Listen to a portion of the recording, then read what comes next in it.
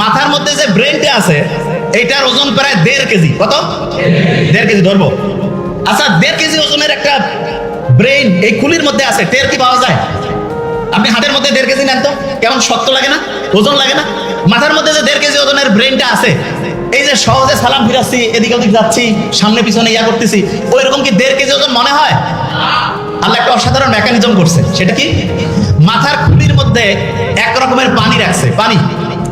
পানি রাখার কারণে আমরা যখন নদীতে সাঁতার কাটি তখন আমাদের শরীরটা হালকা হয়ে যায়। এটা আর্কিমিডিস বলে একজন বিজ্ঞানী আবিষ্কার করছে।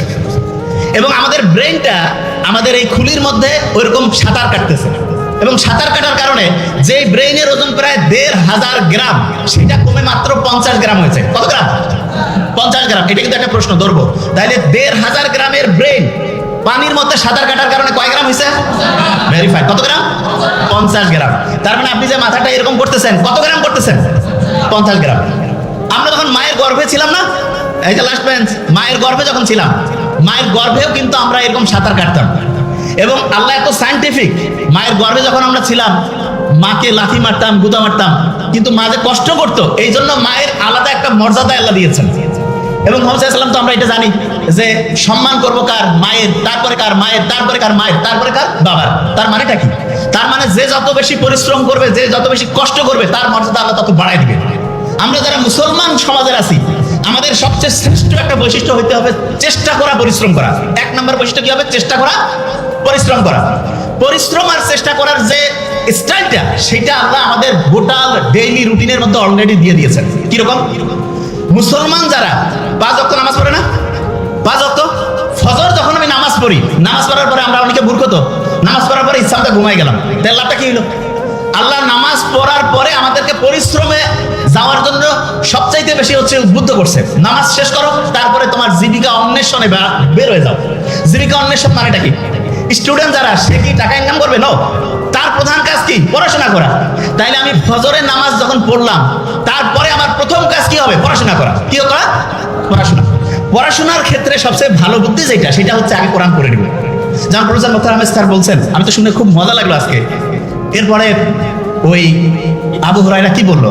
যা আমি পড়ি তাই আমার খেয়াল থাকে। ঠিক না?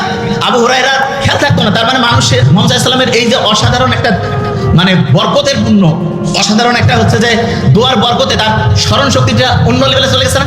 তাহলে আমরা যারা এখানে স্টুডেন্টরা আছি, আল্লাহর কাছে কিন্তু মুহাম্মদ সাল্লাল্লাহু আলাইহি ওয়াসাল্লাম তো নাই, কিন্তু তার শেখানোর রাস্তায় আমরা আল্লাহর কাছে চাইতে পারি। প্রথম যে কাজটা করবো সেটা হচ্ছে কোরআন পড়া। প্রথম কাজটা কি? আচ্ছা, এবার আমি বলি। আমি ব্রেইনে যে পানিটা আছে, এটার কারণে ব্রেইনের ওজনটা কত গ্রাম হয়? 50 গ্রাম। আচ্ছা, এবার শুনি। সকালে উঠে কোরআন শরীফ পড়ে যদি আমি বই পড়ি, লাভটা কি সেটাকে বুঝতে হবে। কোরআন শরীফ যখন আমি পড়বো, নিউ ইয়র্ক টাইমসের নাম শুনছি আমরা। নিউ ইয়র্ক টাইমস একটা খুব বড় রকমের হচ্ছে পত্রিকা। সেখানে একটা আর্টিকেল ছাপানো হয়েছে এরকম যে ব্রেইনটা এমন একটা অবস্থা আছে, যে অবস্থায় পৌঁছলে পড়ে 1 ঘন্টায় 5 থেকে 10 ঘন্টার পড়া। লাস্ট বেঞ্চ, ওই যে লাস্ট বেঞ্চ, 1 ঘন্টায় 5 থেকে 10 ঘন্টার পড়া যায়। 1 ঘন্টায়। এবং সেই অবস্থাটা তার একটা নাম দিয়েছে। কি নাম? Flow state. কি নাম? আচ্ছা, আমি বানানটা করি, এফ ডাব্লিউ, ফ্লো স্টেট। তো ওরা ফ্লো স্টেট তৈরির জন্য 5টা উপাদানের নাম বলছে। কয়টা উপাদান? 5টা উপাদান। এবং খুব মজার ব্যাপার, সেই 5টা উপাদান তৈরির জন্য যে আলাদা আলাদা 5টা কাজ আছে, সেই 5টা কাজের যে সামারি, সেই কাজটা আল্লাহ নামাজের মধ্যে কোরআন পড়লে সেই সিস্টেমটা চালু করে দিয়েছে। বুঝি নাই? একজনকে বললাম যে ভাই তুমি A B C D E 5টা ওষুধ খাবা আলাদা আলাদা, আর একজনকে বললাম যে ভাই তোমার 5টা ওষুধ আলাদা খাওয়া লাগবে না, জাস্ট একটা ছোট্ট ট্যাবলেট আছে, সেইটার মধ্যে 5টার সব কানেকশন আছে, কোনটা বেশি দামি হইল? বুঝি নাই? একজন ডক্টরের কাছে গেছে, 5টা আলাদা আলাদা ওষুধ দিছে। আরেকজনের কাছে গেছে, বলছে তোমার এই 5টা খাওয়া লাগবে না, একটা খেলে 5টার কাজ করবে। তাহলে কোনটা বেশি ভালো ডাক্তারই হইলো? ওই একটা কাজ হচ্ছে নামাজ পড়া, কোরআন পড়া। কোন কাজ? বুঝি না? বিশ্বাস করি না তোমরা। কারণ কি? আমি জানি বিশ্বাস আমরা করি না যে নামাজ পড়লে, কোরআন পড়লে যে ব্রেইনটা ফ্লো স্টেটে আসে, এটা আমরা বিশ্বাস করি না। কারণটা কি সেটা বলি। ব্রেইনের মধ্যে 2 রকমের নিউরন আছে। কয় রকমের? 2 রকম। আমার এটা ডান হাত না, এটা কি হাত? এরকম 2 রকমের নিউরন আছে। এক রকমের নিউরন আমি যদি ভালো চিন্তা করি সেটাতে সে হেল্প করবে, শুনতেছি?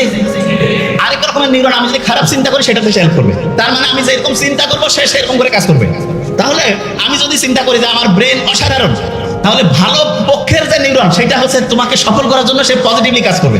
আর আমি যদি চিন্তা করি না আমার ব্রেন ঠিকভাবে কাজ করে না, আমার মাথার মানে হচ্ছে শক্তি কমে গেছে, আমার খেয়াল থাকে না, তাহলে ওই নিউরন যে নিউরনটা খেয়াল না রাখতে তোমাকে হেল্প করবে সেটা কাজ করবে।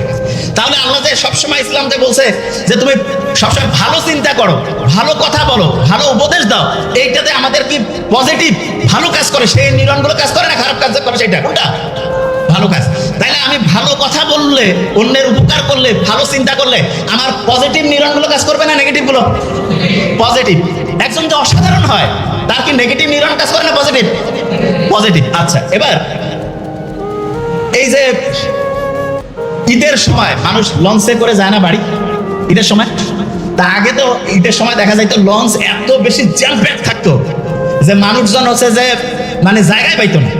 তা এক নাস্তিক, সে আল্লাহ তো মানে টানে না, সে পাশে কয়েকজন কি মুসলমান তাদের সাথে গল্প করতেছে যে আল্লাহ কি বানাইছে। বলছে কেন? বলছে দেখো তো এই যে বড় বড় যে চায়না, জাপান, আমেরিকা, এরা যে বড় বড় এরকম জাহাজ, তারপরে হচ্ছে যে এরকম ফেরি, বড় বড় বিমান টিমান যে বানায়, এগুলো দেখা যায় যে ওই বিভিন্ন ফ্যাক্টরির মধ্যে তৈরি করে আলাদা আলাদা পার্টস থাকে, তারপরে সেই পার্টস গুলো এসে এক জায়গায় জোড়া দিয়ে একটা জায়গায় সুন্দর করে চলতে থাকে। তো বলছে এটা তো করে। বলছে আল্লাহ যদি এরকম করতো যে আমাদের হাতগুলো আলাদা খুলে রাখা যাইতো, পাগুলো আলাদা খুলে রাখা যাইতো, শুধু মাথাটা আর একটু বুক পর্যন্ত, তাইলে সবাই অল্প জায়গার মধ্যে হইতো, আর ওগুলা সবাই ব্যাগের মধ্যে জোড়া করে রেখে বাড়িতে নামার পরে আরাম করে আবার লাগাই দিয়ে চলে যেত। তা নাস্তিকের এই কথা শুনে কে আর কি করবে? সবাই কাছে আসলে আল্লাহ ধ্বংসই করে দিছে। ফজরের ওয়াক্তর সময় সেই নাস্তিক ঘুম থেকে উঠছে, উঠার পরে আশেপাশে যে আছে সবাইকে ডাকতেছে, ডাকার পরে বলতেছে ভাই আমার উযু করার সিস্টেম শিখাই দাও। বলছে কেন? কয় ভাই আমি যা করছি জীবনে বড় ভুল করছি, এখন আমার ঠিক হওয়া লাগবে। কেন, কি হয়েছে? বলছে গতকালকে আমি বললাম যে আল্লাহ যদি এরকম প্রত্যেকটা হাত পা আমার আলাদা আলাদা করে ছোট ছোট করে, ওই যে বড় গাড়ির যেমন স্ক্রু আলাদা করে খুলে খুলে ব্যাগের মধ্যে রাখা যায়, সেই সিস্টেম যদি আল্লাহ করতো, আর আমিও তো নিশ্চয়ই তাহলে ব্যাগের মধ্যে এটা রাখতাম। তা ব্যাগেরটা গতকাল যে ব্যাগের মধ্যে আমি আমার হচ্ছে টাকা পয়সা আর কাপড় চোপড় রাখছি, ওই ব্যাগ তো হারাই গেছে। যদি আমার ওই হাত পা ওই ব্যাগের মধ্যে রাখতাম তাহলে এটা তো নাই হয়ে যেত, আমি বাড়িতে যাইতাম কেমন করে? বলছে আমি ভাই যা করছি ভুল করছি, নামাজ পড়বো, আল্লাহ এখন থেকে ডাকবো।